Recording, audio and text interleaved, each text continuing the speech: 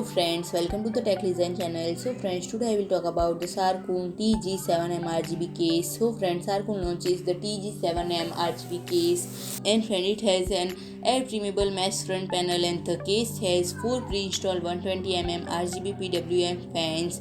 And friend, as the first case in the series, a 360mm radiator can be installed not only behind the front panel but also under the top panel. And friend, the graphics card can be installed vertically in the case using a separately available kit.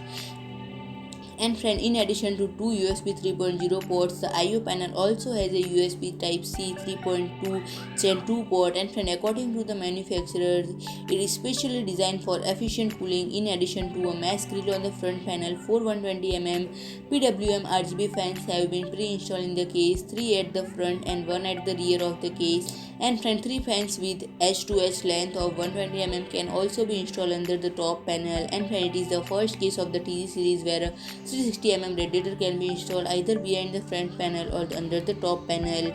And friend, depending on the installed hardware, the size is motherboard and height of the RAM, there is at least 5 cm of the space available under the top panel. And friend, behind the front panel there is a space for a radiator with a height of up to 6 cm.